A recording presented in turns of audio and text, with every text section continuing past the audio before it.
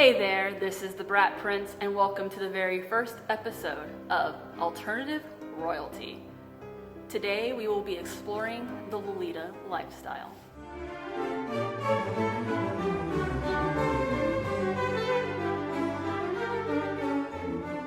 So today on Alternative Royalty, we will be exploring the Lolita lifestyle.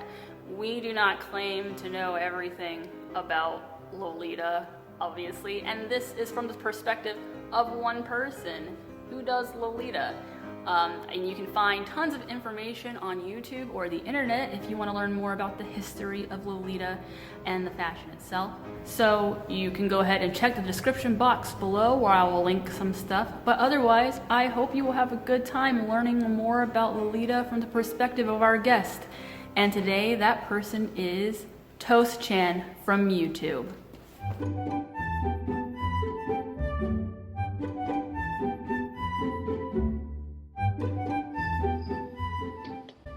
Hello, I'm Toastchan and I do an EGL, so that's Elegant Gothic Lolita YouTube channel, Instagram page, and whatever else floats my boat. I do like Harajuku fashion, Decora fashion, and also OG, which is similar to Lolita, but that is the male historical fashion inspired version of it.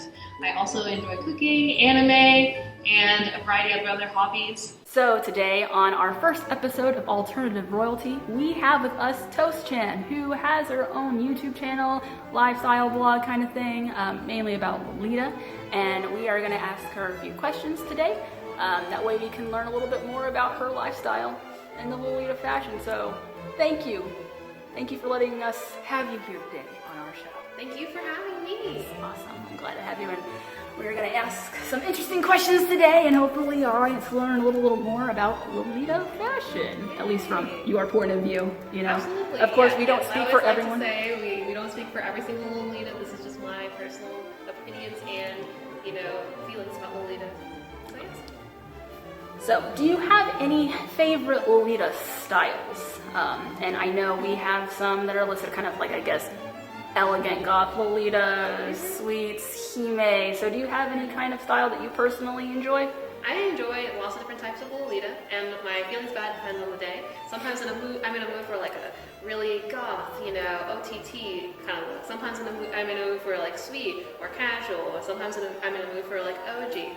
So it just is depending on the day. Okay. I love all types of styles. Do you sometimes like use an event maybe to pick like what you're gonna wear that day? Absolutely. So one example of this is for our International Lolita Day meet. I did have more of a royalty theme, so I went with a Marie Antoinette inspired look. Ooh, okay, that sounds really cool. Okay, so if you had to pick your top 3 favorite styles, what would that be? 3. So today I'm doing a bit of like Decora. So I really do enjoy Decora mixing with Lolita. So there's like, I guess it'd also be like OTT suite. So up there, maybe OTT suite, that's the third one. And then, pirate, anything pirate related or OG, maybe second. And then first, I would say bittersweet Lolita because there's still the sweet motifs of Lolita, but then with a bit of darker color schemes. Oh, okay. So would that be something like pastel, like pink or purple, and then like black, like kind of like meshed together to Absolutely. kind of? Okay, awesome.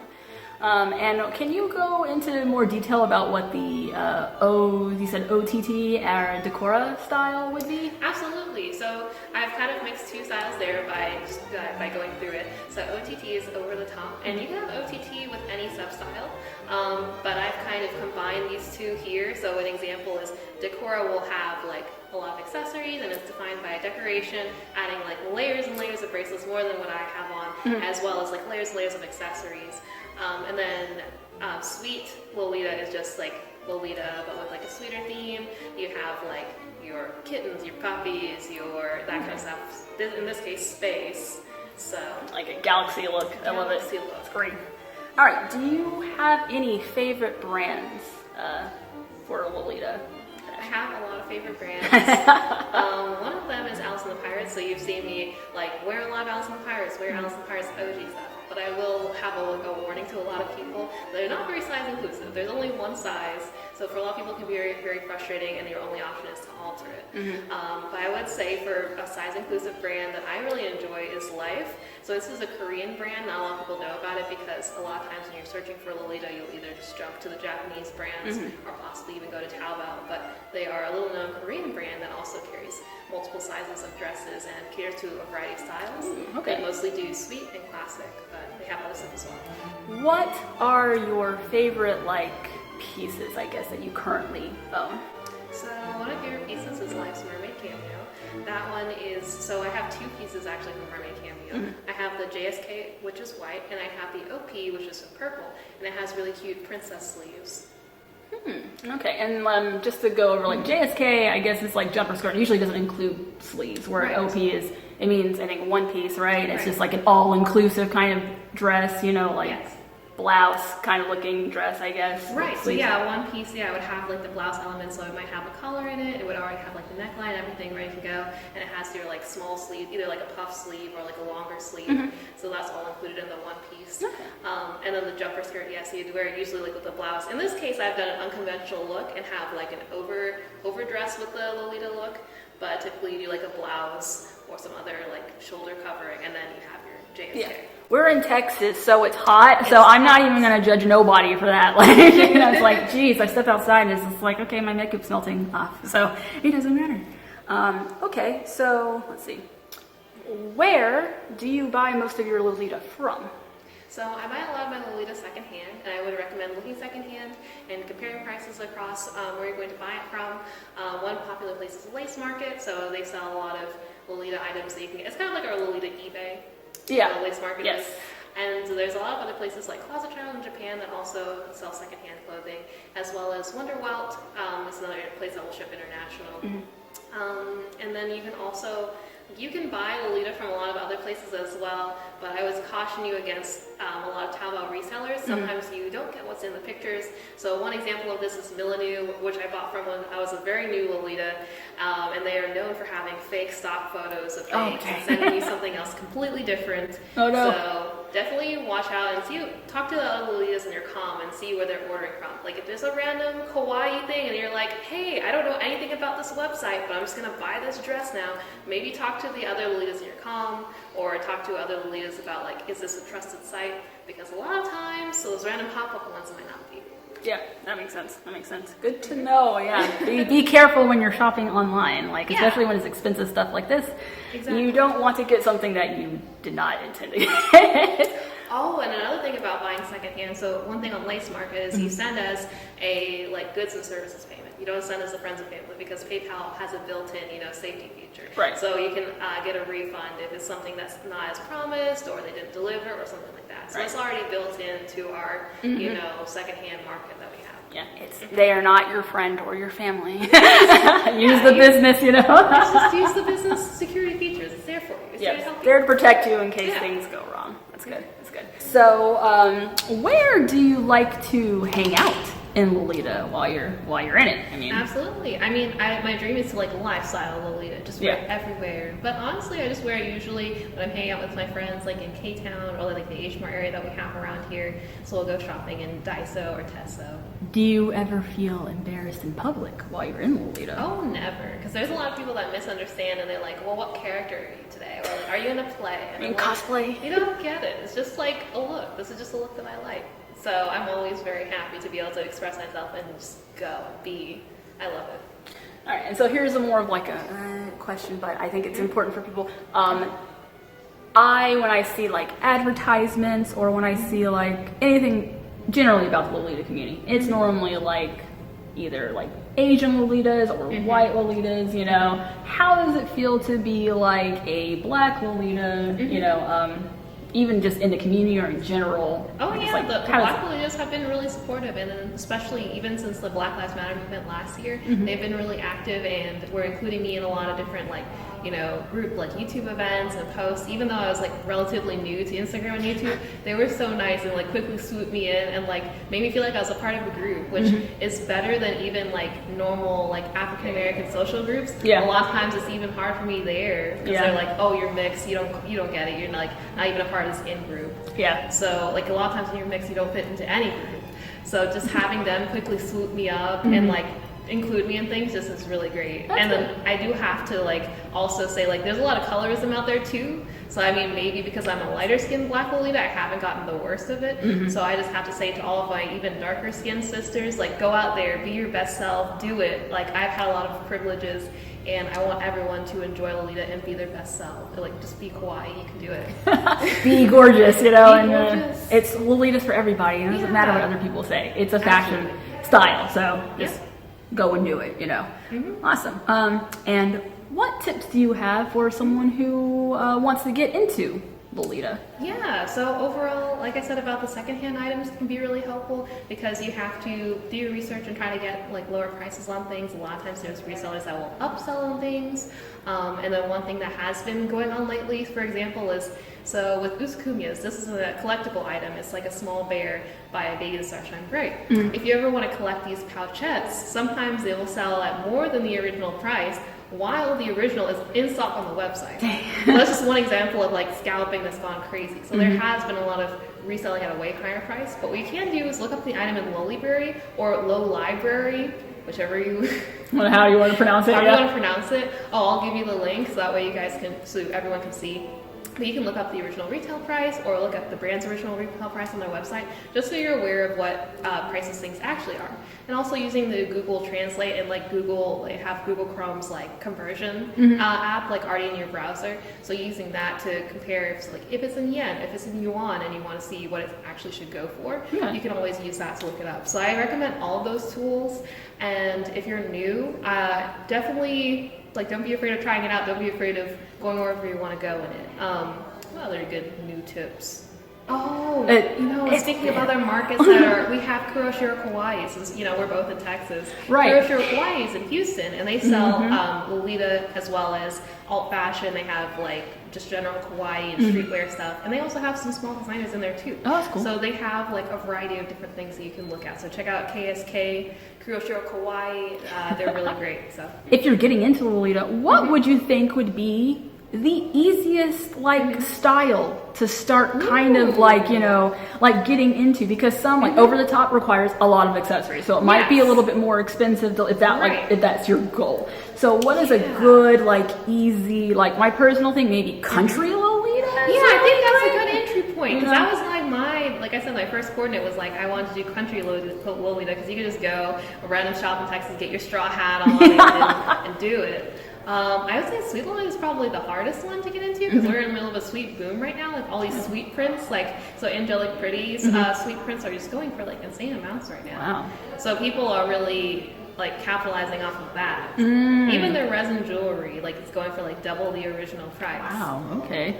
But maybe sweet's the hardest, and I think maybe country might be good for the Maybe easiest. even gothic. Yeah. Because a lot of times if there's like a goth item and then it falls out of the public favor, it will go for pretty cheap secondhand. Because it's like, I feel like most of the hype is around Sweet Lolita. That has the most hype to me right now. I would also think that finding accessories for goth would be easy because you could honestly like go to like the mall and find like good accessories for it and not have to spend like a lot of money on like say accessories from like the Lolita brands. Like save the money for the dress or the blouse, you know. Just like sliding in some cheap accessories. Like I have a Forever 20. So the Forever 21 earrings, like they were perfect for my gothic Lolita coordinates. So I have some just big old cross ones and a big old like cross necklace from them too. And there was one time that someone asked me like, is that a Moitié like cross necklace? Because they have one with like a bunch of crosses on it. And I was like, no, it's Forever 21. It was so good. Last time I was in OG Lolita and I was at a convention, someone thought I got stopped so many times because like people CL yes. So many people were like, are you CL? And I was all like, this was my own doing because I chose, it was black and blue cord, but like I was like the wig is, and because I'm a cosplayer, I'm like, but the wig is all wrong. It's not even the same color. It was short. It was like short black hair. But his hair isn't even black, and you know, and it's like I had like a little. I had made because it was like a scholar outfit I was going for, and so I had made those little like cap and gown hats, but I made like a little mini version in blue with a little silver tassel, and then I had those round glasses, but then I put like a giant blue rose and like beading and all this and like gears and some other stuff, and I had a backpack that was a book. you know, like kind of like just the whole like the boy skull, detective. yeah, like scholar outfit, and then Awesome. everyone's like, oh my god, you're Seal Phantom Hive, can I take a picture of you? And I'm all like, you know what, fine, because I didn't have the heart. I didn't have the You know, the heart. heart to be like, it's not even a cosplay. Oh, that's great. And also it felt good because it was just like, no one really wanted to take pictures with me, but now everyone wants to take pictures with me. So I'm just kind of be CL Phantom Hive. It's funny because I now have a CL Phantom Hive cosplay. So Oh, I had to tell you about one of the most, like, so when people come up and ask for photos. yes. Usually, so if it's like a woman or if it's like a child, of course they get a pass. But there was this like older guy and he was like, can I take a photo of you? And I'm like, that'll be $5. And he's like, well, I don't have a 5, but here's 10. And I was just like, all right, I'll take it. So now I'm taken to like, if there's like a random old man, I'll just charge him for photos. You're so like, I love doing that. That's great. I love that. That's beautiful. Oh, okay. Here's another question which I think would be good for people who are, especially new people. Is this Lolita or is this cosplay debate? Yes, Okay, yes. Okay, let's do it. Okay, so maid outfits. That's always There are brands that make the maid outfits, like Angelic Pretty's like milkshake thing. I'm like, why are you releasing this? This is like not even. It's like a maid cafe thing. It wasn't even Lolita, and I'm like, But there's a lot of crossover. Even though, but I'll tell you this: if it's like a mid-thigh length maid dress, obviously not Lolita. Right. If it's like to the knee, then yeah, it can be Lolita. And then if you have just essentially the length and the shape, I would say, it could be. Yeah, I would think like for like the maid Lolita, because I mean you have so many different like branches of Lolita. You have like girl Lolita, right? And it's just all like it's violent looking and kind of yandere like qualities to it. And so like I would think that maybe if the dress or the outfit has certain like things that Lolita is known for, or you can even just pair an apron with any of your other JSKs or OPs that you already have. That's true. Like I love so the Life's a Mermaid cameo OP that I told you about, I have a couple of pictures of me. I'll just like pictures of me wearing that OP but with an apron on top because I love the way that coordinates. Okay. Oh, actually, yeah, I showed it to you earlier. That's the one where it looked like the OG in the middle and with me and my friend have the aprons on. So maid style Lolita, I mean, there's a lot of main Lolita brands that are making things that are maid inspired by these trends. Yeah. But yeah, just because you bought a random maid outfit off of Amazon doesn't mean it's the Lolita stuff. Yeah. And honestly, if you tag some of that stuff as Lolita, Lolitas will get offended because it misrepresents our fashion as something that's like over sexualized or like too male gazy. It's not. It's not for that. It's just like people expressing themselves and being like radical feminists and just being like, yeah, we're here. Yeah, that's true. But some of that stuff can be overly. I wouldn't say, I don't know, fetishized. Will that word get you demonetized? But no, you're good. Yeah, so I'm like, some of that stuff can be overly fetishized if they're misusing Lolita and they're thinking it means something it's not. Yeah. Like a lot of times they'll get it confused with nymphet fashion or something like that. And that's not it. Yeah, that's true. Speaking, because we just talked about it, CL Phantom Hive, okay? Now that's a look. Okay, that is a look though, because for me, I cosplayed him. And I felt like, okay, having been a Lolita, and I don't know, like, if I could still call myself one, because I just not super into I like it, but I just don't lifestyle or wear it all that often anymore. But I still have all my pieces that I've ever had, because I don't want to freaking sell them, But, so, I cosplayed him, but I used only Lolita brand pieces when I cosplayed him. Quality. It's like quality. So it's all like, is that cosplay or is that Lolita? What is it? There's definitely a lot of looks that I have. So even though I made my not a cosplay, a lot of like tags and TikToks, I still just I made a Mario inspired look. So I just put like an Angelic Pretty cardigan that was red, but I got a Mario hat and like Mario mustache, Mario gloves. I went all in. I just thought it was so funny because Angelic Pretty recently made a Princess Peach dress. Have you seen that one? No, I haven't. I'm gonna look that up. So it's for the Parco collaboration.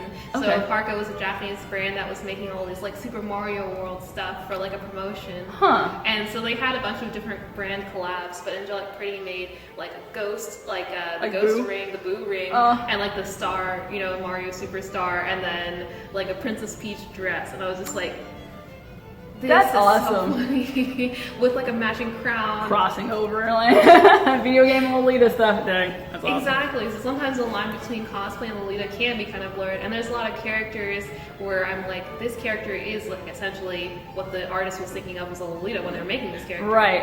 There's a character in Danganronpa, Celeste, I believe. Celeste. She's She's basically wearing gothic Lolita. So Yeah. when you're cosplaying Celeste, I feel like, I mean, that is kind of Lolita. People might be like, oh, you're an Ida if you go to a meet in that.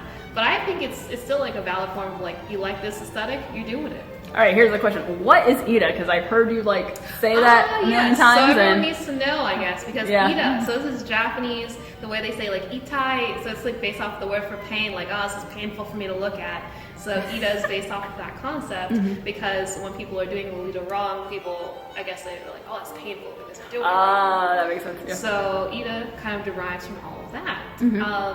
Modern day, what people think is Ida, I feel like has evolved. Because like definitely when you first started out, like I feel like Lolita was easily considered Ida. Like there was definitely a lot more stigma towards it, but now I think people have come to like there's a lot more variety in how you can do it and brands that do it really well. So it's come out of its like Ida origins. Now I think it's something that people enjoy. Yeah, because I remember seeing a lot of that, and I was all like, "Is that appropriate for me to wear?" So at first I was really like, "Oh no, maybe I can't do Lolita because it's Ida, or because it's appropriation," and I was worried about all of that stuff. But honestly, seeing more like interviews with Japanese people saying like, "Hey, it's okay if you want to wear yukata," and there's entire like kimono rental shops. So there's a lot of different ways you can wear the cultural gear without being offensive, and they're like, as long as you're not doing anything offensive while you're wearing it, it's fine. There is a difference between cultural appropriation and an appreciation, like, and I think like the line is easily blurred if you don't know what you're doing. But I think if you have a good understanding of like the culture that you are wearing whatever from, that I think that you can wear it and appropriately, you know, and as long as you represent the fashion or you know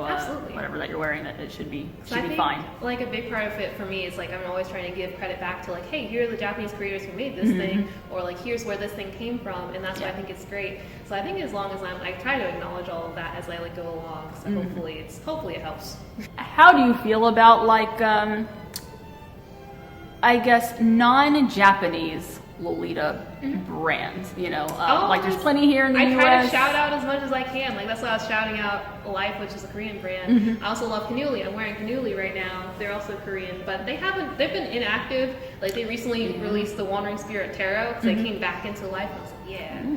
But then they are kind of shut down again. Like they're just doing stuff as they please right now. But then there's a lot of US-based brands as well. So there was Puvitel. I think Puvitel's in the US. Yes. And then there's Agato Designs, which I just found out about. Okay. Who else is in the US? There's a one called like I Do Declare. I Do Declare. Right? There's RR Memorandum, but they're like in the UK or Scotland or something. They seem really cool. They do old school stuff. Who else? There's like a lot. There's just a bunch. So definitely check out like small Lolita brands. If you see anybody reposting these indie designers, like just support them, love them. A lot of times they'll do more sizing options than the big Japanese brands. So, because they understand how it is, especially like when Japanese brands don't want to cater to people of all different body types and sizes. So definitely I like supporting the indie brands because they recognize the reality of people coming in multiple sizes. Yes. So, Yes, that's always good. Yes. So I think that's all the questions I have All right. currently. Oh my god. So yeah, that was great, guys. Thank you for having me, the Brat Prince. Thank you. Royalty. Yeah, I'm glad to be on the first on this royal collection, and I have a gift for you. What? What? Yes, I have a surprise. It's gonna catch you in 4K. Oh my. All right. So because Exciting. you like Bakugo content.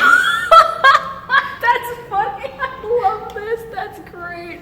Oh my god. This is what I'm known for. This voice. You should hire me, Funimation.